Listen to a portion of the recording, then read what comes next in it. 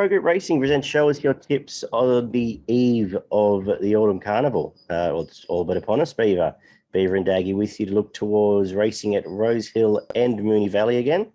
Beaver, what's going on? Mate, living the dream, I guess. What else? Back at work, mate. That's killing me. Yeah, no fun that working gig, mate. It's a little bit overrated, but such is life. Outside of that, mate, staying safe, staying well, and looking forward to another show with the great man Daggy. There we go. Apologies for those that were hanging out for the midweek preview. I was stuck out in the bush and didn't have any reception, so unforeseen circumstances there. But we'll get our midweek shows up and going very soon. Let's get into Rosehill, where the good horses are back. A couple of very good horses are back. Looking forward to talking about that. The rail is in a 6 metre mark, dry track, good track at Rosehill. So, no disadvantage being on pace. You get the 6 metre mark.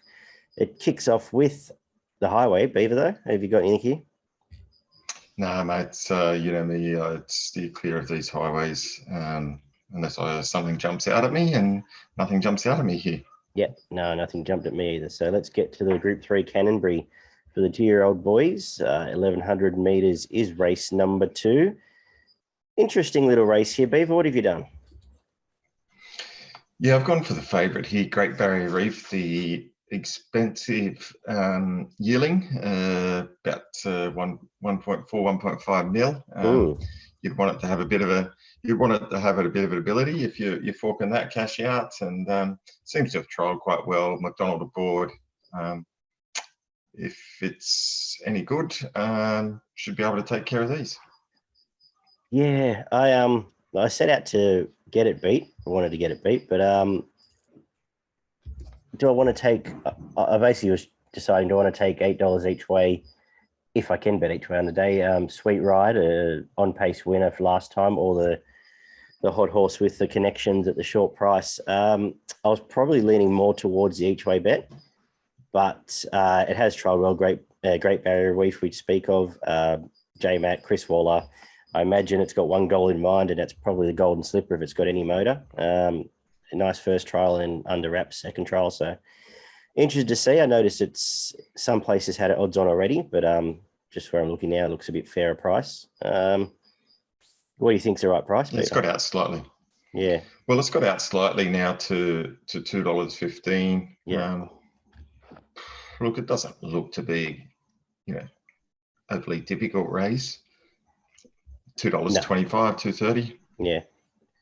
Yeah, no, fair enough. I think, $2.25. Once you get if you get $2.50, I think I'd be switching around and happy to back it. But for now, I'm just putting Sweet Ride on top at the price. The girls is a cracking race, the Widden, Group 3 over 1,100 metres. Have you got much clarity here? This is an interesting race.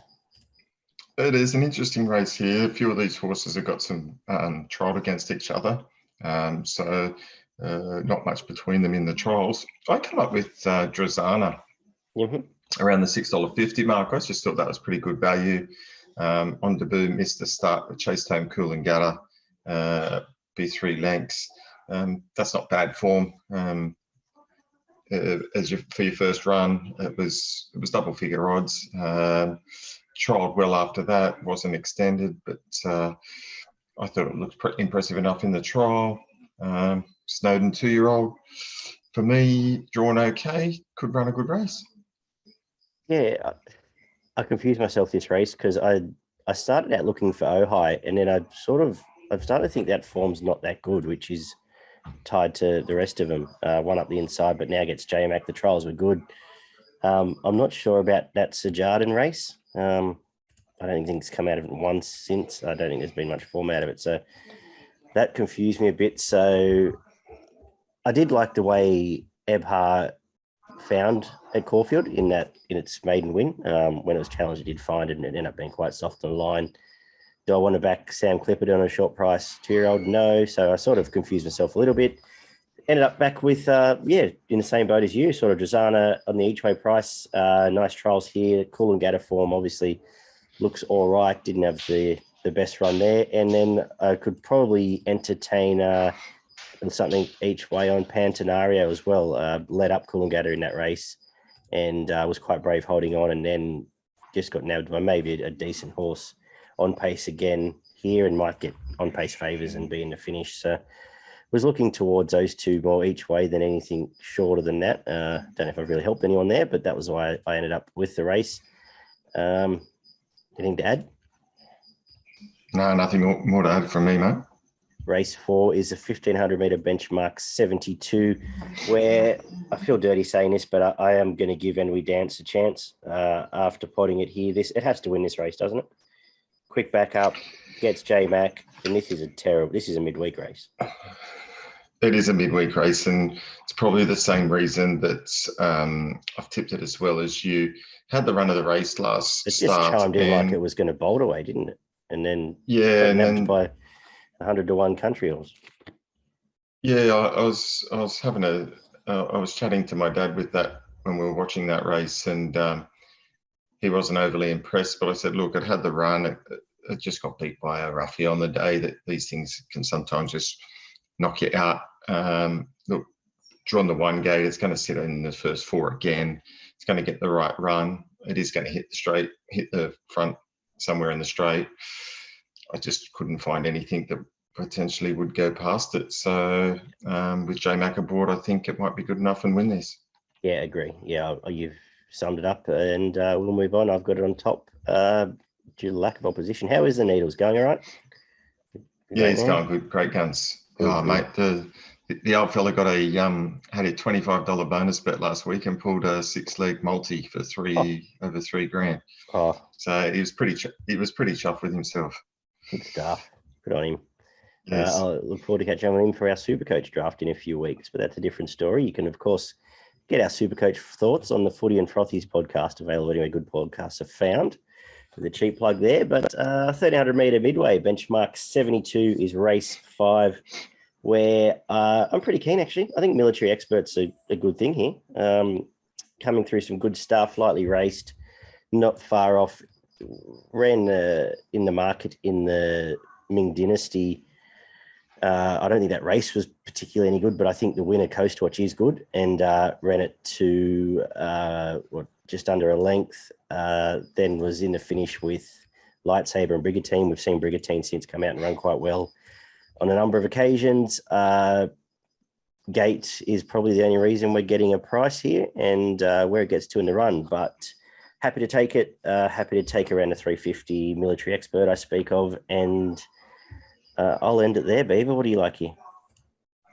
Yeah, look, I wasn't super keen on the race with the midways, but I think your analysis there is pretty spot on. Military Expert looks to be the best horse in this race, and has raced in much better company than this. So if it's fit enough and well enough for a first up tilt, as you said, it is gate 15. It is carrying 59.5, so it's giving a lot of the other fancy chances a few kilos.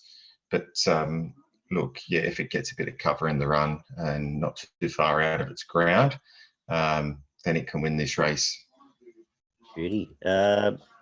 Race 6, 2,000 metre benchmark 78. What have you done here? Yeah, again, another tricky affair here. I've settled on Casino Kid. Mm-hmm. I like the fact it's got the 2 kilo claim. Finished off really hard here last start at Rosehill, beating Niffler, who I think's got a little bit of ability.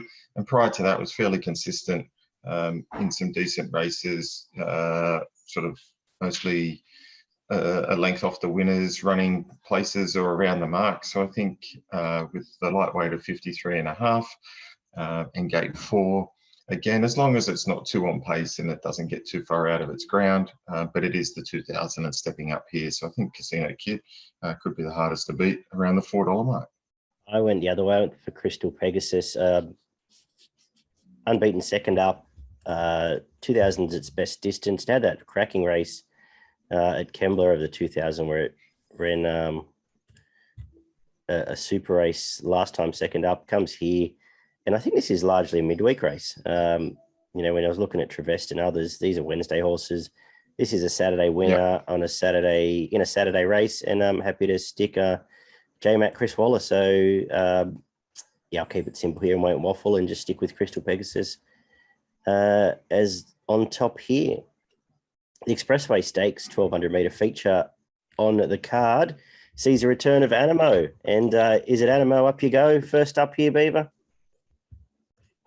I can't see why not, to be totally honest here, mate. I love the excitement. Sure.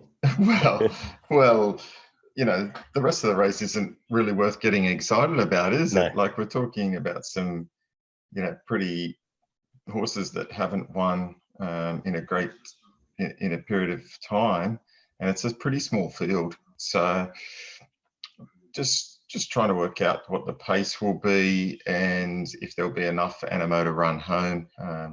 But I still think it's probably just too strong for these. Yeah, it might not matter. Like, really looking at it, $1.70 at the moment.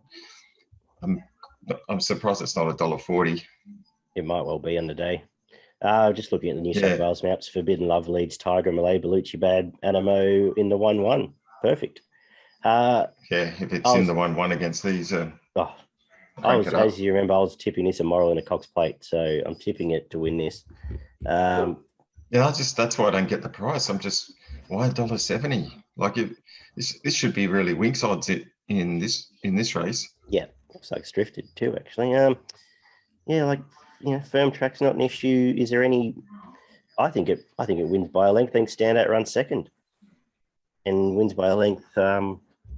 Soft, like, if he wants to, can win by more. This is we're talking about Overpast and Wisdom of Water here. Like, yeah. Let's move on. This is a good horse. I think it'll win. At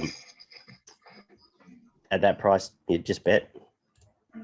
Yep. 1,500 meter benchmark 88. I'm still not over Lakeen winning last Saturday. So what are you doing with some of these horses? Well, look, I do like Yee. I did tip Yee before it was scratched last start. Yeah, and I don't see any reason why it's, you know, can't win here, being safe for this. The distance is good. It's got the right. It's drawn on the inside, so as long as it doesn't get buried away too far back, but it's got McDonald aboard, so we know that counts for a bit. Some of these, again, other horses, Canasta doesn't win all that often. Omaji was disappointing last start.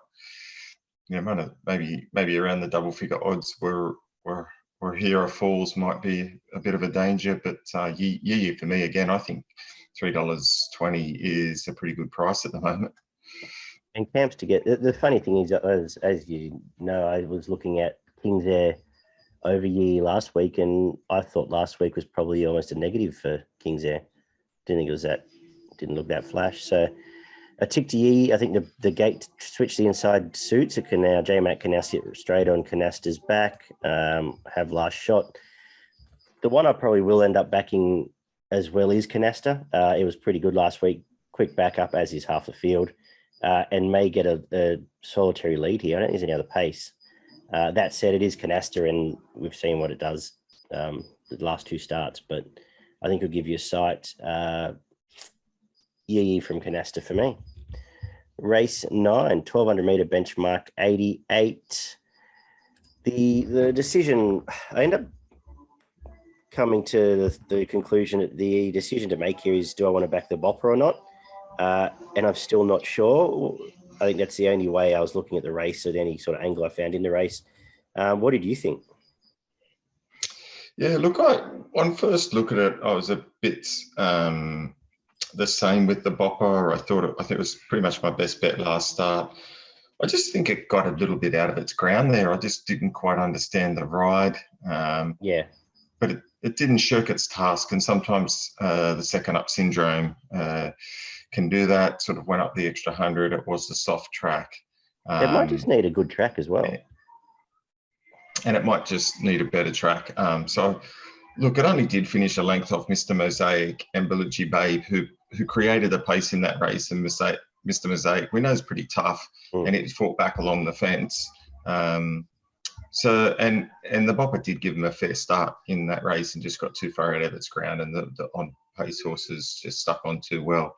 I think getting out to the 1,200 certainly suits, and and I think set up here might just mean it can win this race. And I'm much happier taking $4 than the $2 last start. Yeah. I as I said, it's the only decision I make is whether or not I back. The only horse I want to back is the Bopper, and I think you've summed it up pretty well as well. I think this one sets up a little bit better. So we'll see what it gets to, and how we play the day come Saturday, the 1400 meter. Sorry.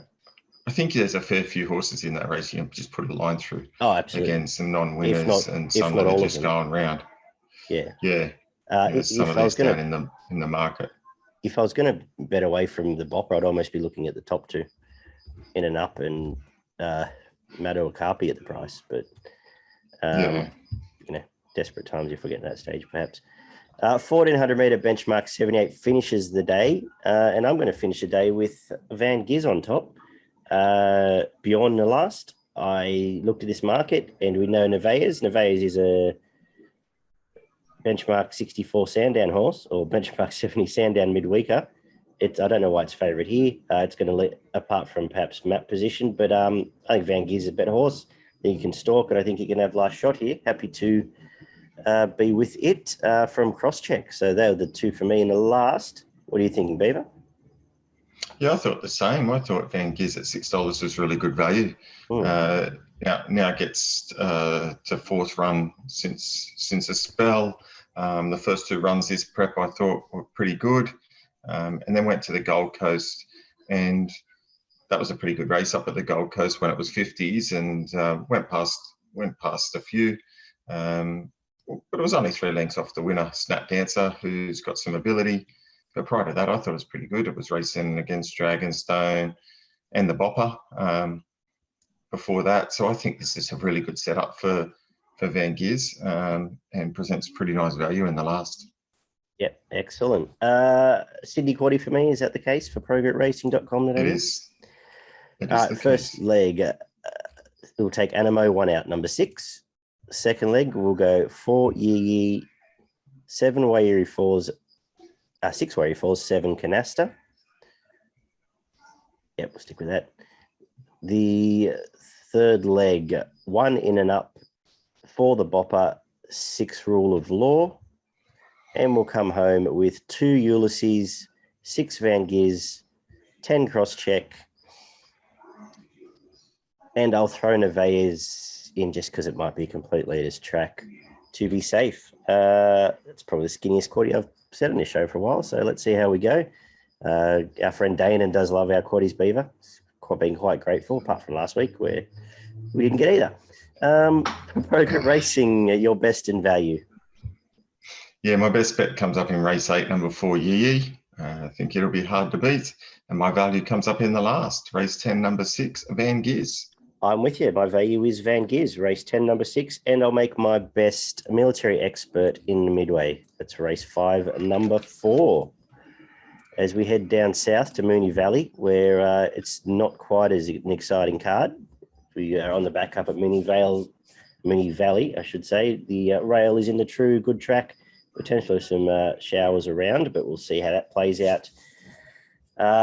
Probably off the rail by the end of the day, but we'll, again, see how that pans out. The first is a 1,500 metre benchmark 70. How are you starting the day? Yeah, pretty tricky race to start the day here. Plenty of chances. I've gone for a little bit of value in the 8 Schiller Effect, the lightly raised 1 start for a second. Thought it chased pretty well in that start, hitting the line pretty hard. I think the extra distance here of 200 metres should suit, and I think at the price around the $8 mark, 2 kilo claim for Cartwright gets in okay. Could be the one storming over the top. Yeah, nice. I put Throntari on top, sat outside lead last start, and was still pretty brave, just getting nabbed on the line at Lakeside there. Before that was brave again. Gets the stalking run here, and hopefully can have the last shot this time instead of being the hunted, but a tricky race to start the day. Race 2 over the mile is a benchmark 78. I've gone with Star of Eden on top. no real confidence, but it was good riding the pace, just behind Stay Gold last time, along with half this field. But now fit fourth up, and hopefully can get enough control here and give you a sight. What are you thinking, Beaver? Yeah, look, I've gone the other way. I've gone for Sweet Carolina. Okay. Same race. I think, yeah, same race, similar form lines here. I think Sweet Carolina finished just in front of it last start, and I think it can do that again. So yeah, just from the gate 3, just a little bit better luck in running here, and hardest to beat. It's funny, these next sort of handful of races all tied into each other a little bit. The race 3 over the mile, open handicap, Stay Gold's a favourite. On top for me, after beating the half the field we just talked about, we'll get a good idea of the form line there. And this is a pretty ordinary race. A lot of these haven't won for a long time. So with the informed mare, Jamie Carr, around $2.50 looks all right to me. Beaver, what are you thinking? Yeah, I went the same way for exactly the same reasons. Winning form's good form, and it should be able to get its hat trick if there's a danger around $10 Musselbrook. Beauty. Race 4 is the Cox Plate, distance to 2040, benchmark 70. I'm with the favourite again here. Done Dirt Cheap was never on the track first up and was quite brave behind a couple of reasonable horses there, Savannah Cloud and Gentleman Roy. He was 4 and 5 wide the whole way and lightly raced. I think better draw, better run, and could have something on these. What are you thinking? Now, I've gone for Pitcher None. Mm-hmm. It's got good form here at the Valley, 2 starts over the 1600. We'll have a definite idea of the form by now from the lead-up race. Yep, and I wasn't too disappointed with its last run against State Gold. The race really wasn't run to suit a horse of this nature, but I thought it stuck on really well. I think here it takes off a little bit earlier here and can track right into the race, and as it normally does here, run very, very well. Excellent. The 5th is the Gold Carrot over the 1,200 metres. Good little race. What have you done? Yeah, it is a good little race here. Some horses resuming here, some coming off some very good wins. I've gone for Finance Tycoon. Only had the 1 start last preparation. It started favourite and was a little bit disappointing in the race won by Ranch Hand and Ingratiating Rin. So pretty good quality race, and it did start favourite. And then prior to that, absolutely brained him at Caulfield, winning by 4 or 5 lengths. So it's been racing in pretty good company. Prior to that, Artorias, and then was up at the Gold Coast Magic Millions this time last year, and performed very well. So I think only had the 1 start, so something wasn't right with it last prep. They put it straight out, bringing it back here. I'm expecting it to run well. Yeah, I struggled a little bit with this race because I wasn't interested in a favourite who might be a good horse, but off a heavy track Moe Maiden. Trialled okay, but too short for me. I thought Finance Tycoon has been through the A grade. So it was either that or Denny's St. Darcy, who's the up and running, and as you said, winning at the moment through weaker stuff. I've got Denny's on top just because it's here and now, and I want to see Finance Tycoon come back and do it. But Tycoon's trial was pretty good, or its jump out was fine. Jumped on pace and led them throughout. So it is the A grade horse, or has been in A grade. So I was with 7 from 1, but I've been wrong before. Happy to take on the favourite at this stage. We'll see what the market tells us come race time. Yeah, race the same. 6 is the benchmark 70, where I'm sticking with the favourite here. Gentleman Roy just nabbed late last start, gets control of this race. And to be honest, this is a pretty ordinary race apart from it. So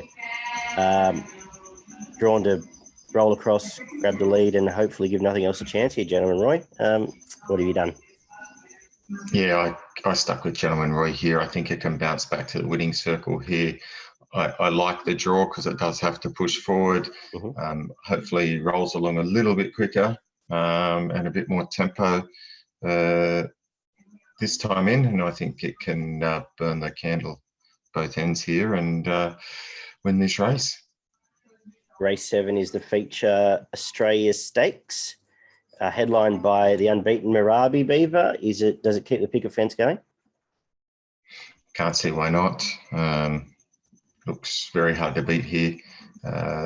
4 gate suits can get into the running line, pretty much sit wherever it wants. Ben Allen, as long as it gets out where it needs to get out, should be hard to beat. I'd like to see Turath. I think last time in it was going really well. A little bit disappointing first up. Thought it might run a little bit better than that. Yeah, I thought I was giving it, but wasn't too far off him. So it'll be interesting where it sits in. It's probably got to go forward from the 10s. So it might prove hard and to run down and give a sight. Yeah, on top for me, Marabi, unbeaten, very impressive last start, beating essentially a Group 1 horse in a away game to give you a bit more depth to the form, I suppose, for lack of a better term. I think it's a nice horse. I think it's going places and it'll be hard to beat here. I thought if you're looking for one for the exotics, Wild Planet can run well here. Fresh up, last time Fresh gave Eduardo a bit of a square up in Queensland and has run some good races. And you can get about $3 a place there if you're looking for something to throw into your Quinellas and trifectas. But Marabi on top for me. 1,000 metre benchmark 70 is the second last on the card. I'm not quite sure about this. Midwest is very impressive. Last start has been all prep, but I've got no real confidence here. For my quaddy, I'll look at Holt, Midwest, and throw Mr. Yushu in for the late sniper, but I don't really have a lot of luck in these 955s and 1,000 metres at the Valley, Beaver. What have you done? Yeah, a bit of the same view I've taken here. If I was going left of field, big easy for me. Yeah, okay. It can be a bit of a late sniper as well, and does go well. Has won before first up, and has raced in some reasonably good company. He comes down from a start in Sydney, a couple back where it won, albeit on a heavy track. But has some good form around some okay horses as well when last in work. So maybe the big easy can sink a few in the first up here. Yeah, Ayrton and La Mexicana read all right for a race like this, don't they? In the form. Yeah, that's right. And we wrap up with another 1,000 metre benchmark 70. Again, I have very little idea if I was going to throw one at the dartboard. Champagne Dreams coming over, flying this prep from Adelaide, and they tend to have pretty good strike rate when they do come over the Adelaide trainers. So if I had to be on top, but no real confidence, I'll have the queue in the rack by this stage, I suggest. What about you, Beaver? Yeah, this is a wide open affair here. I've gone for another one at a bit of value in Distillate from the Matthew Dale stable. It goes really well first up. It's had 2 wins and a second from 3 goes. And look, some of its forms in and around the country provincial circuits of Sydney, but has won at Rosehill. Yeah, is that a highway? Yeah, I thought it was just a good chance at odds. No, excellent. That would be the way to play those last 2 races, I think. For Progress Racing, your quaddy at Moonee Valley. Yeah, my quaddy at Moonee Valley is in the first leg, number 2, Gentleman Roy, number 3, Toff Choice, and number 10, Delightful Journey. In race in the second leg, I'm going to go number 9, Turath, and number 10, Marabi. Go pretty skinny there. In the third leg, I'm going to go number 2, The Big Easy, number 4, Mr. Yushu, number 11, Holt, and number 12, Midwest.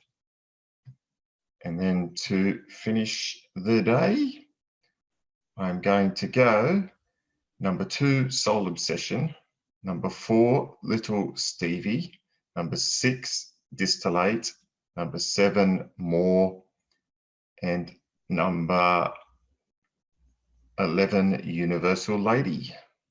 Excellent. That covers it off. Sorry, I was just looking. I think did More win at. Sorry, just checking. No, I was looking at a different horse. Disregard. I was thinking the same colours at Pakenham tonight. Your best and value, Beaver. Yeah, my value bet comes up in the last race, race 9, number 6, Distillate. And my best bet of the day comes up in race 6, number 2, Gentleman Roy. Excellent. My best is a Stay Gold in the third, and I struggled to find some value I really want to stamp. So I think around the placings, Wild Planet and Mr. Yushu can both give you a sight to run a place around a $3 or $4 mark there. Anything up north, Beaver? Yeah, I've had a quick squeeze at Sunshine Coast for the punters. Come up with 3 there. Race 2, number 3, Garapolo. I think it'll be super hard to beat. In race 3, number 5, Gambu. Only had the one start for 1 win, about the $5 mark. And then my other bet came up later in the day in the last race, race 9, number 3, Mass Destruction. Very good. And we own a Smart Ones in as well, isn't it? Did I see that in there somewhere? Yeah, cracking race, that one. That is a good little race. Excellent. This has been a good little show. Show us your tips. Subscribe on YouTube, Spotify, anywhere good podcasts are found, as well as to the Progrit Racing newsletter, so you get emailed each and every week all the news from the website. Apart from that, good luck, punters. Good job, Beaver. I will see you this time, Tuesday night, to look at next Wednesday. Stay safe, everyone, and we'll talk soon.